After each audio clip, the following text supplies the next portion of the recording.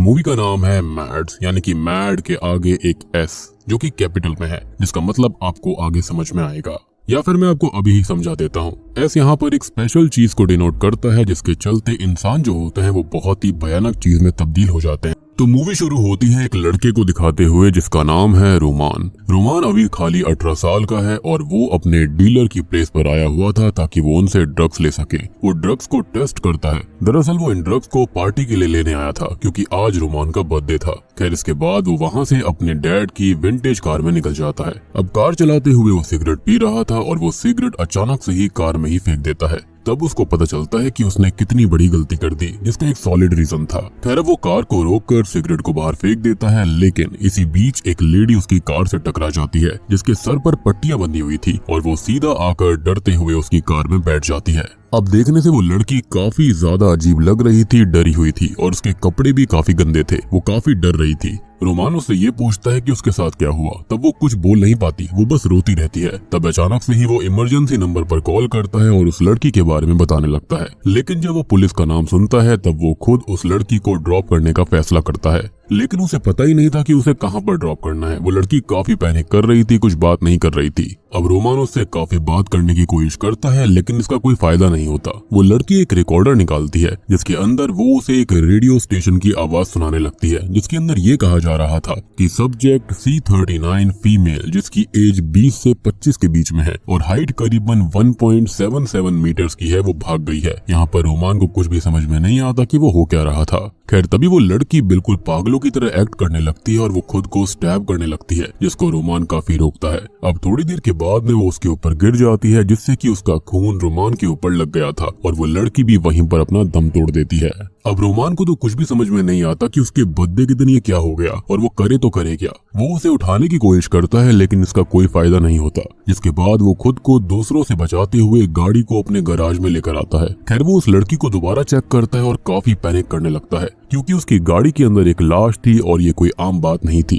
खैर वो जाता है और अपने आप को आईने में देखता है और देखकर काफी फ्रस्ट्रेट हो जाता है। कहाँ उसे पार्टी जाकर एंजॉय करना था और ये क्या हो गया। खैर वो सबसे पहले नहाने जाता है और नहा कर आने के बाद भी वो खुद को ही कोसता रहता है कि काश उसने गाड़ी नहीं रोकी होती तो आज ये सब नहीं हुआ होता। जिसके बाद उसके पिता को उसे कॉल आता है जो कि उसकी कार मस्टैंग के बारे में पूछ रहे थे कि सब ठीक तो है। इसका मतलब वो गाड़ी उसके पिता को काफी प्यारी थी और इसलिए जब सिगरेट उसकी गाड़ी के अंदर गिर गई थी वो काफी घबरा गया था और इसी चक्कर में उसने गाड़ी को भी शायद से रोक दिया। लेकिन वो अपने डैड को ऐसा दिखाता है कि जैसे सब कुछ ठीक हो, गाड़ी बिल्कुल सही थी। जिसके बाद वो फोन को रख देता है और कार को वापस चेक करने जाता है, लेकिन कार के अंदर वो लड़की मौजूद नहीं होती। जिसके बाद वो उसे ढूंढने लगता है, लेकिन इसी बीच कोई दरवाजे पर आता है जो कि ऐना थी और वो असल में रोमान की गर्लफ्रेंड होती है। वो उसके साथ रोमांस करना चाहती थी लेकिन पैनिक इतना ज्यादा बड़ा हुआ था कि वो उसे वहीं पर रुकने को कहकर अंदर चला जाता है और उस लड़की को ढूंढने लगता है जो कि उसकी गाड़ी में थी।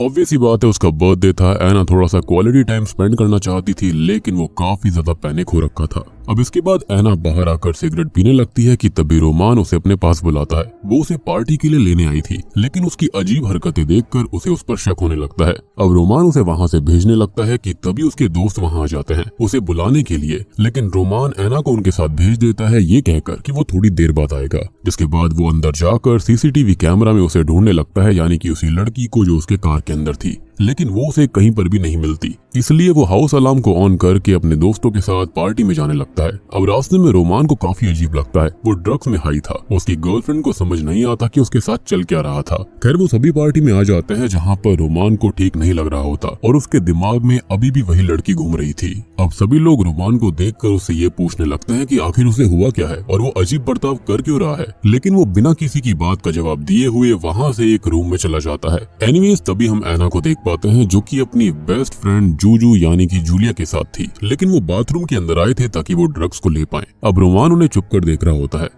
जूलिया यानी कि जूजू ड्रग्स लेने के बाद अपना प्रेगनेंसी टेस्ट करने की बात करती है। ऐना पूछती है कि ऐसा क्यों, जबकि उसे ये पता था कि उसने इस साल किसी के साथ भी फिजिकल कांटेक्ट नहीं बनाया था। जिस पर जूजू ये कहती है कि उसने बनाया था, वो भी उसके ही बॉयफ्रेंड रोमान के साथ। और ये सुनकर तो ऐना वहाँ से चली जाती है और उसके जाने के बाद में रोमान जूजू के पास आता है जहाँ पर ये दोनों ही इंटीमेट होने लगते हैं। यानी कि रोमान एना के ऊपर चीट कर रहा था।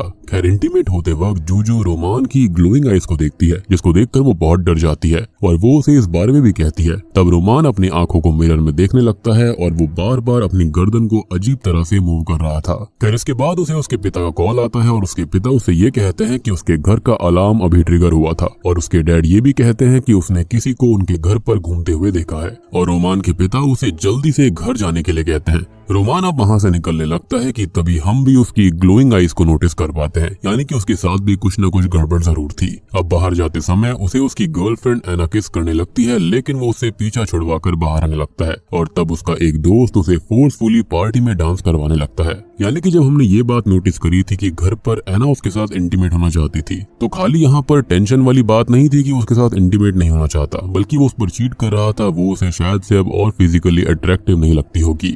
लेकिन होता यह है कि वो अपने ही फ्रेंड को मारने लगता है, जिसको छुड़वाने के लिए जूजू बीच में आ जाती है। जिसके बाद वो जल्दी से एक बाईसाइकिल से अपने घर जाने लगता है, जहां जाकर वो घर का अलार्म ऑफ करता है। तब उसके पिता का फोन उसे आता है और वो उसे ये पूछते हैं कि घर से कुछ चोरी तो नहीं हुआ। तब वो कहता है कि कुछ नहीं है। तब उसके पिता हंसने लगते हैं, जो कि काफी अजीब बात थी। जिसके बाद वो अंदर होता है और तब उसे फिर से वो रिकॉर्डर मिलता है, जिसके अंदर वही रिकॉर्डिंग थी। अब उस रिकॉर्डिंग को सुनकर हमें इतना तो पता चल जाता है कि ये जो कोई भी लड़की है, ये कोई आम लड़की नहीं है और उसके ऊपर लैब में रिसर्च की जा रही थी। खैर अब वो उस लड़की को घर के अंदर ढूंढने लगता है और वो अपनी दीवारों पर ढेर सारे निशान को नोटिस करता है, जिनका पीछा करते हुए वो बाथटब के पास पहुंचता है, जहां पर वो लड़की अपने आप को फिर से स्टैब कर रही थी। तब रोमान उससे वो छुरी छीन कर फेंक देता है, जिसके बाद वो फिर से पैनिक करने लगता है। अब वो लड़की अपने अंदर से एक डिवाइस को बाहर निकाल रही होती है, जिसको देखकर रोमान बहुत ही ज्यादा शॉक्ड हो गया था, जिसके चलते वो वहां से भागने लगता है। अब वो विंडो से कमांडोज के ग्रुप को देखता है, जो कि उसके घर के ही आसपास थे। यानी कि ये लड़की पक्का एक लैब एक्सपेरिमेंट का हिस्सा थी, जिसको सभी ढूंढ रहे थे।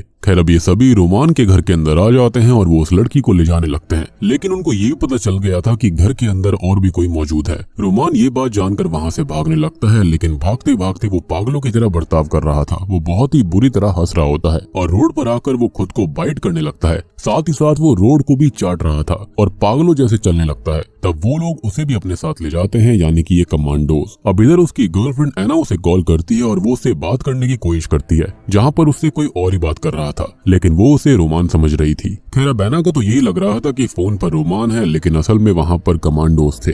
वो उनसे ये कह देती है कि उसने जिस लड़के को मारा था उसने उसकी जॉ को तोड़ दिया है। तभी वो लोग एना से पूछते हैं कि वो कहाँ जा रही है, जिस पर वो उन्हें सब कुछ बता देती है, क्योंकि उसे तो यही लग रहा था कि वो रोमान था। जिसके बाद वो एक टैक्सी में जाती है, जहाँ पर वो भी कुछ अजीब हरकतें करने लगती है, जैसे अपनी नेक को अजीब तरह से मूव करना, जैसे पहली बार रोमान ने किया था। वो आगे बढ़ते हैं और यहाँ पर एना को ठंड भी लग रही थी, इसलिए वो एसी बंद करवा देती है। अब एना को देखकर साफ पता चल रहा था कि वो ठीक नहीं थी। तभी जूजू का उस पर कॉल आता है और वो उसे बताती है कि उसके साथ भी कुछ ठीक नहीं है और उसे भी अजीब चीजें दिखाई दे रही हैं। यहाँ पर एना फ्रस्ट्रेटेड होकर फोन कट कर देती है, जिसके बाद वो नोटिस करती है कि कोई उनका पीछा कर रहा था, जो कि वही लोग थे जो कि रोमान को अपने साथ ले गए थे और उस लड़की को भी। ड्राइवर उतरकर उनसे पूछने जाता है कि आखिर वो लोग उन्हें फॉलो क्यों कर रहे हैं। तब वो लोग ड्राइवर को ही शूट कर देते हैं और ये देखकर एना बहुत डर जाती है और खुद ही उस टैक्सी को ड्राइव करने लगती है। लेकिन होता यह है कि डर के मारे आगे जाकर वो टैक्सी से उतर जाती है, क्योंकि उसकी तबीयत और भी ज्यादा बिगड़ गई थी। इसी बीच वो लोग उसका पीछा करते रहते हैं और उसे बैक पर शूट करते हैं, लेकिन इसके बावजूद भी वो भागती रहती है और एक क्लब के अंदर जाती है, जहाँ पर वो सबसे हेल्प मांगती है और उनको पुलिस को कॉल करने के लिए बोलती है। खैर अब इसके बाद वो बाथरूम में जाती है, जहाँ पर वो अपने घाव को आईने में देखकर रोने लगती है कि तभी उसके पास जूजू का कॉल आता है, जो कि उसे बुला रही थी और उसके पास स्कूटर था। इसी बीच वहाँ पर वही लोग आ जाते हैं एना को ढूंढते हुए, जो कि बार के सारे लोगों को मार डालते हैं और यहाँ तभी हम एना की आंखों को भी चमकता हुआ नोटिस कर पाते हैं। खैर ये सब देखकर एना विंडो से कूद जाती है और आगे जाती है। जूजू उसे स्टेशन ब्रिज पर बुलाती है मिलने के लिए, जिसके बाद एना उस रास्ते जाने लगती है और यहाँ एना पूरी तरह से पागल होते जा रही थी। वो रास्ते में चल रही लड़की पर हमला कर देती है और अपना खून उस पर लगा देती है। अब आगे उसे एक लड़का दिखाई देता है, जिसकी बाईसाइकिल चुराकर वो वहाँ से निकल रही थी कि तभी वो उसे रोकने की कोशिश करता है। तब एना उसके साथ भी यही करती है और उसे तालाब में फेंक देती है। वो उसे सॉरी कहती है कि ये उसने नहीं किया है और पता नहीं उसके साथ क्या हो रहा था, और उसकी साइकिल लेकर वो वहाँ से निकल जाती है। तभी हम सुन पाते हैं कि पूरे शहर के अंदर सायरन बज रहा था। खैर इसके बाद एना जूजू से मिलती है और जूजू उसकी हालत देखकर उसे अपने स्कूटर पर बैठाती है और इसके बाद दोनों वहाँ से निकल जाते हैं। लेकिन एना रास्ते में पागलों की तरह हरकतें कर रही थी। वो जूजू के ऊपर अपना खून लगाने लगती है। उसकी हरकतें देखकर जूजू उसे धक्का दे देती है, जिससे कि वो स्कूटर से नीचे गिर जाती है। जूजू उसे देखती है जो कि काफी क्रीपी हरकतें कर रही थी और वो उससे डर कर स्कूटर से भागने लगती है कि तभी उसका कॉल आता है, जो कि उसकी मॉम का कॉल था। उसकी मॉम उसे ये कहती है कि टाउन के अंदर कुछ तो गलत हुआ है और उसकी व्हील चेयर कहीं पर फंस गई है, और ये सुनकर जूजू जल्दी से उसकी मॉम को बचाने के लिए जाती है। लेकिन एना उसका लगातार पीछा कर रही थी। वो नॉर्मल इंसान से काफी तेज भाग रही थी। वो स्कूटर की स्पीड को मैच कर पा रही थी, जो कि बहुत ही शॉकिंग चीज थी। खैर जूजू अपनी बिल्डिंग में पहुंचती है, जहां पर वो एलिवेटर का इस्तेमाल करती है, लेकिन एलिवेटर बीच में ही अटक जाता है और जूजू अब पैनिक करने लगती है। तभी वो एना की आवाज को सुनती है, जो कि बिल्डिंग में हर एक इंसान को मार रही थी, और वहां उन सब की चीखें सुनाई देती हैं। जिसके बाद बाहर से एक आवाज आती है, जो कि उन्हीं कमांडोज में से एक की थी। वो ये कहते हैं कि अगर वो किसी इन्फेक्टेड के कांटेक्ट में नहीं आई है तो वो लोग उसे बचा सकते हैं। इसी बीच एलिवेटर फिर से शुरू हो जाता है और वो 5वें फ्लोर पर पहुंच जाती है, जहाँ पर वो अपनी मॉम के पास जाती है, जिसे एना खा रही थी। वो उसके फेस को बुरी तरह से खत्म कर चुकी थी, यानी कि एना के साथ जो कुछ भी हुआ था वो नॉर्मल बिल्कुल नहीं था। खैर अब ये सब देखकर वो डर कर भागने लगती है कि तभी उसे वही कमांडो रोक लेता है जिसने की मास्क पहना हुआ था, और यहाँ पर उसकी आवाज जो थी ना वो भी AI जनरेटेड लग रही होती है।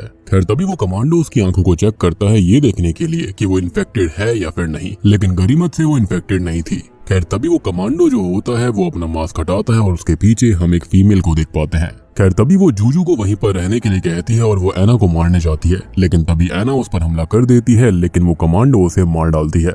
उसने उसके फेस पर कई बार शूट किया था, जो कि काफी ब्रूटल सीन होता है, लेकिन कमांडो खुद भी इन्फेक्टेड हो चुकी थी क्योंकि उसके पैरों पर एना का खून था। यानी कि इन्फेक्टेड लोगों का खून अगर नॉर्मल इंसान के ऊपर, स्किन के ऊपर भी लग जाता है तो वो जरूर इन्फेक्ट हो जाएगा। यानी कि ये जो वायरस था या फिर जो कुछ भी फिनोमिना था वो बहुत ही भयानक था, नॉर्मल ज़ॉम्बीज वाली चीज से काफी ज्यादा ब्रूटल और काफी ज्यादा खतरनाक। खैर यहाँ पर कमांडो जूजू से ये कहती है कि अगर वो किसी भी इन्फेक्टेड के डायरेक्ट कांटेक्ट में नहीं आई है तो वो बच सकती है, लेकिन हम जानते हैं कि वो तो रोमान के साथ इंटीमेट हुई थी, वो भी बहुत ही ज्यादा डायरेक्टली, जिसके चलते वो पक्का इन्फेक्ट होने वाली ही होगी। वो कमांडो उसे एक खास चीज और बताती है कि वो उस जगह पर रहे जहां पर अंधेरा हो, क्योंकि लाइट्स इन ज़ॉम्बीज को या फिर ये जो कोई भी चीज है उनको अट्रैक्ट करती है। और यहाँ पर वो कमांडो उसे वो गन देती है और ये कहती है कि वो यहाँ से चली जाए, क्योंकि क्या पता कुछ ही देर के बाद में वो कुछ और बन जाएगी और उसे मारने की कोशिश करेगी। लेकिन जूजू को अभी भी कुछ समझ में नहीं आ रहा था। अब तभी वो कमांडो जूजू से दूसरी तरफ मुड़ने को कहती है और खुद को शूट कर लेती है। और अब आपको रीजन समझ में आया होगा कि ये कमांडो जिसको देख रहे थे, जो कि इन्फेक्टेड के कांटेक्ट में आया था, उन सबको मारते जा रहे थे। उसका रीजन यही था ताकि शहर के अंदर कियोस ना हो जाए, लेकिन ऑलरेडी कियोस हो चुका था।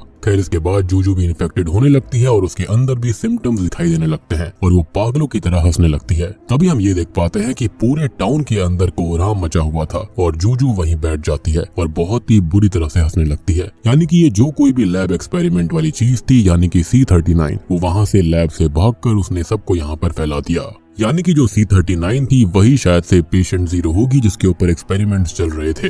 जिसके बाद में वो वहाँ से भाग गई थी, यानी कि लैब एक्सपेरिमेंट से। जिसके बाद वो जा टकराती है रोमान से और अपना खून उसके ऊपर गिरा देती है, जिसके चलते वो भी इन्फेक्ट हो चुका था। और अब ऐसे ही एक एक करके यहाँ पर ढेर सारे लोग इन्फेक्टेड थे और इसके चलते पूरा ही शहर अब इन्फेक्टेड हो चुका था। और बूम, इसी के साथ में ये मूवी यहीं पर खत्म हो जाती है।